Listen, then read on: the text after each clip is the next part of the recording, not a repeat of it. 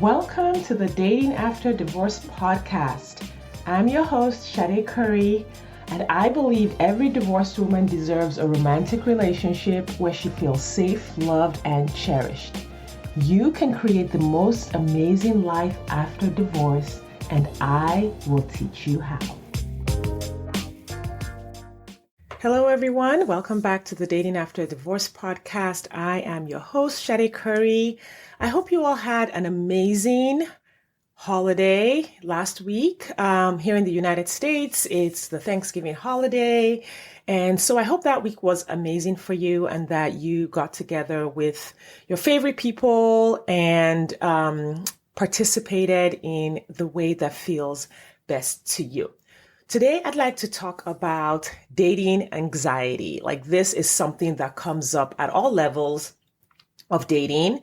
Every time I'm working with women, it comes up one way or another. And, dating anxiety comes up because fear is normal. Fear is a normal part of the human experience. You're not going to get away from fear, and you don't want to get away from fear. You don't want to not feel fear. Fear actually keeps you safe.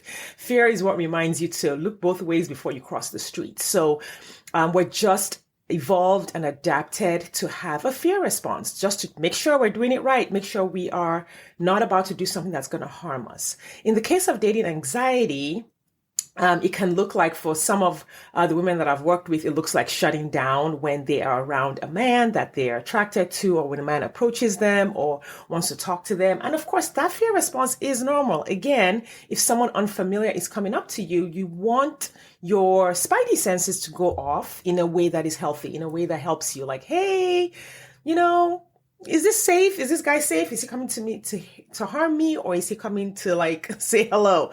Right? The problem happens with dating anxiety is when you are not your prefrontal cortex, your higher self, the part of you that understands safety versus what's not safe, the part of you that isn't panicked, when that part isn't engaged in the moment. So in that moment, when a man approaches you, and even though you know it's safe, if the fear response is still too high, you won't be able to look him in the eye. You'll feel flustered.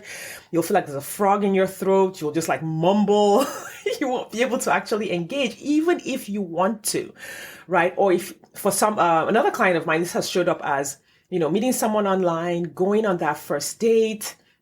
And then throughout the date, her mind is just racing. What if he's not interested? Why don't he doesn't like me? I don't know what to say. What do I say? I'm going to mess it up. I'm going to make a mistake. Am I sitting right? Am I eating right? And because her mind is racing so much, she wouldn't show up with her brightest, glowy, most authentic self. And when she didn't show up that way, she didn't make the connections that she wanted. So these are all ways that fear response, when it's allowed to just run rampant, all of these thoughts are allowed to just be all over the place, can really harm your dating journey. You won't be able to be present, you won't enjoy yourself. And all of that energy, all of that fear, that constant hypervigilance, trying to protect yourself from what may or may not even be present in that moment, can really exhaust you. People say dating is exhausting. They say it all the time. And it is true if things like dating anxiety are present all the time when you're dating. For some people, it's present when they're even just swiping, right? They're wondering, am I going to make a mistake? Am I going to swipe on the wrong person? And because of that, they protect themselves by swiping left on everybody. I'm just not going to go there. And the key here is really awareness. You want to be aware of when this shows up. It shows up for all of us. Nervousness, fear, concern, worry, they are all things that are going to show up along the way. What you don't want is for this anxiety to turn just a simple interaction with a man into a terror-filled moment. You don't want it to feel like you're about to die. And unless you know how to work with this, it will feel like you're about to die in that moment. And if it feels that way, you're just going to shrink back from dating, right?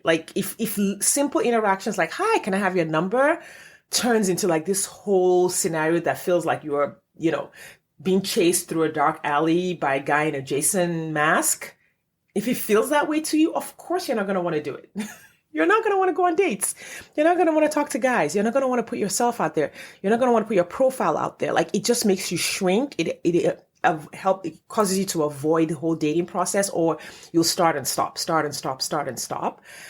And every time a moment doesn't go well, you will then beat yourself up because you know that the situation was safe, but you didn't show up the way you wanted to.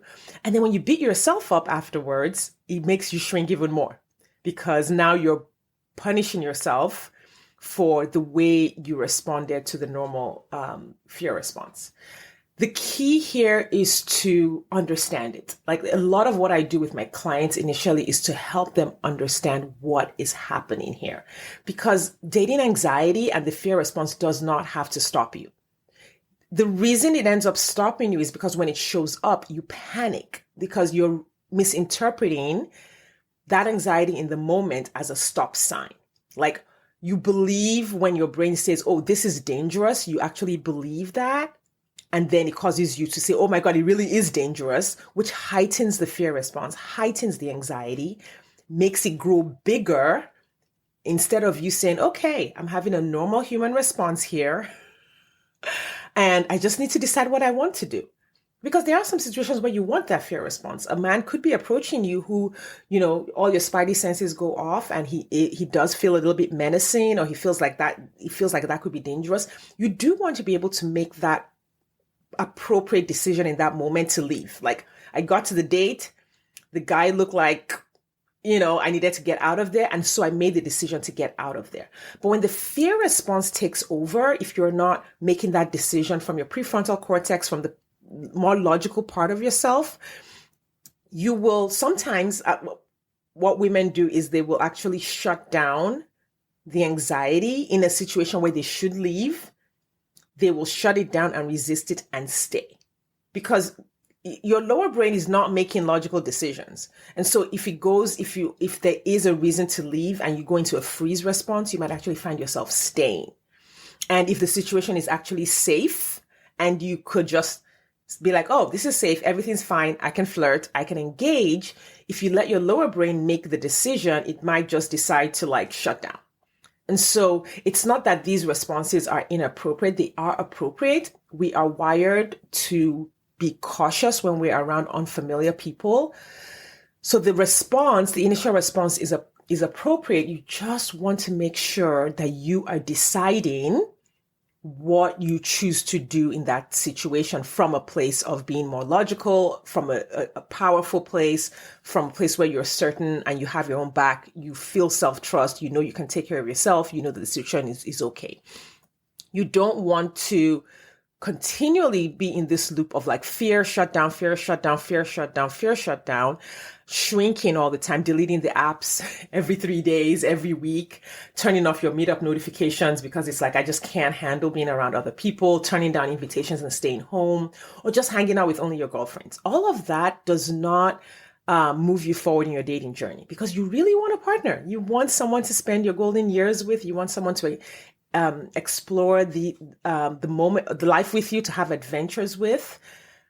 Not getting a handle on your own fear response keeps you from fulfilling that. Or for some of you, I know you just go through the motions. You're on the apps, but you don't do anything that would actually get you to the point of sitting in front of a man. You don't do anything that would get you to the point where you are actually interacting with someone. And it can be really frustrating if this doesn't show up in other parts of your life. If in your business, on your job, you're you know what you're doing, you feel certain, you know how to keep yourself safe, you feel confident. It can be very frustrating for someone smart and accomplished to have all the 90% of your life, you have it down. And then there's this one area where you just can't seem to figure out how not to feel so anxious when you're talking to someone.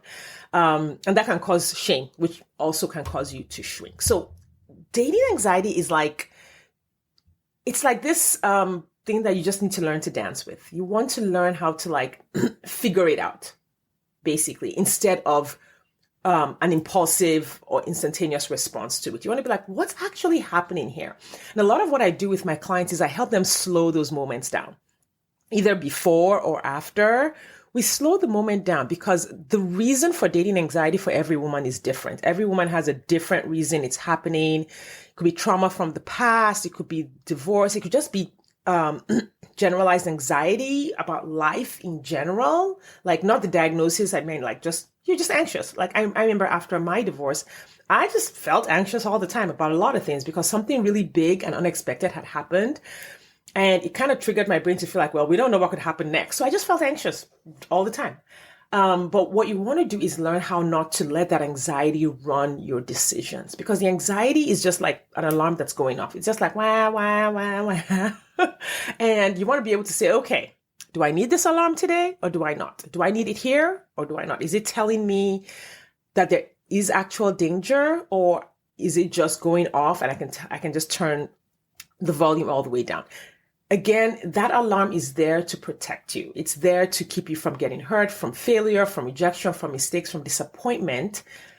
But if you allow that to protect you from everything, it will protect you from love. It will actually keep love out. You'll be like, you know what? The safest thing for us is to not talk to any men at all. Because when we're not talking to any men, nothing is happening, which means we're safe. But that's not what you want. You want love, right? You want to meet your soulmate. You want to meet your partner. And so you want to take control of dating anxiety, which is more of an overreaction to whatever is happening. You want to be able to turn it down so that when you do want to open up to someone, you have the ability to do that. The first step really is to understand why it's happening for you. Again, like I said, with my clients, we work on slowing it down. What is happening with this particular person, with my particular client? Identify the trigger. A lot of the triggers will be thoughts that you are having in that moment. It will be the way you are thinking, the pattern of thinking you are having in that moment will, in many cases, be the trigger for the dating anxiety. So you want to identify what those thoughts are. What am I thinking? A lot of those thoughts will be thoughts that you have practiced over and over and over and over again, maybe throughout your life. And they're now a part of you and they keep triggering dating anxiety, maybe because this is a more high stakes situation for you. Sometimes the source of the anxiety will just be like trauma, things you've experienced in the past, right? Familiarity, or like might just be a familiar smell, a familiar look, or maybe dating situations that you were in the past. Like we want to identify what that is and acknowledge that your brain is trying to protect you in that moment. You're like, oh, okay, of course I feel this way. Of course I feel this anxiety because whatever the reason is. And when people work with me, I'm able to explore that with them so that they can really understand themselves. A lot of dating, I like to say, is a transformational journey where you get to understand who you are. You get to understand yourself, what is happening inside of you. Often we are jumping out into experiences outside of ourselves, into other people's experiences, into things people say, versus understanding who we are and how we are responding so that we can work with ourselves to create the life that we want. When you understand, when you become super aware of what's happening, when you understand why it's happening, then the third step is you can make another decision. Instead of the default, your autopilot decision to shut down when you feel dating anxiety, or to run away, or to avoid the situation, or to not date at all, which some of you are doing that, you can decide, okay, this is what's happening. Once you have that awareness and understanding, like making the decision about what you want to do, how you want to shift it, how you want to change it, how you want to show up differently is very easy. Like that is the easiest step. Many of us try to jump from, I feel dating anxiety. I don't want to feel dating anxiety. I'm going to do something different. We try to skip over all the other steps to just change who we are. And that causes us to struggle for a really, really long time. Slowing down, becoming aware, understanding what's going on and why gives you everything you need to change your response, to shift your thoughts, to heal the trauma, if that's what it is, to work with it, to literally grow yourself up. Because sometimes for some of us, that response is coming from just developmental milestones that we didn't complete when we were young, right? Some of us didn't date at all, right? And so that's a developmental milestone that you haven't completed. And now you have the opportunity to do that. Once you do all of that, you're able to turn the alarm. You're able to kind of sort of like use it as a dial, turn it up. If you're actually in danger, turn it down. When you're like, no, I'm not in danger. I'm just on a date. Everything's fine. We can engage. We can let our We can let our real self out. We can be authentic. We can flirt. We can practice the things that we've been learning. Once you're able to do that, you will find that dating becomes so much easier. It becomes so much more fun. You are able to engage men at the level that you want to engage them. Because all of that noise in your head has turned down, you actually have the space to observe the guy in front of you and decide if you want to be with him or not, if you want to date him again, if you want to go out again. If you go on dates and you have a hard time making decisions about going out again or not, you find yourself second guessing yourself, doubting yourself. This may be one of the reasons. There are a lot of reasons for that, but this may be one of the reasons. It may just be you don't have space to actually observe or evaluate. Another way that you might find yourself in a relationship that you don't want is because the anxiety is taking up so much space. When you're able to do this, dating becomes enriching, it becomes fun, it becomes an adventure. You're able to have more dates, which opens up the pool of people to you, which increases the likelihood and the speed at which you will meet the love of your life. All right, so that's all about dating anxiety, a little bit of an intro into dating anxiety. If you are experiencing dating anxiety, I want to invite you to work with me. I want to invite you to schedule a complimentary consultation call where we explore how this is showing up for you, how we would solve it, how we would put together a whole dating journey for you, resolving all the little parts of your dating journey that might not be working for you, so that dating and meeting your life partner after a divorce doesn't have to take you years. It could just take you months. It could take you months, and you could put dating behind you forever. So I want you to go to the show notes if you're listening to this on the podcast and book your consultation call. If you're listening to this on social media, just go to my bio, and the link to schedule a consultation call is there, and I will be happy to talk to you and see how I'm able to help you. All right. Thanks for your time and attention. I will talk to you next time. Thanks for listening today. If you are ready to get married after divorce, I want to invite you to download my free 8-video training specifically designed to help divorced women date with ease and get married again. Head over to sadecurry.com to get started. That's SADECURRY.com. I'll see you inside.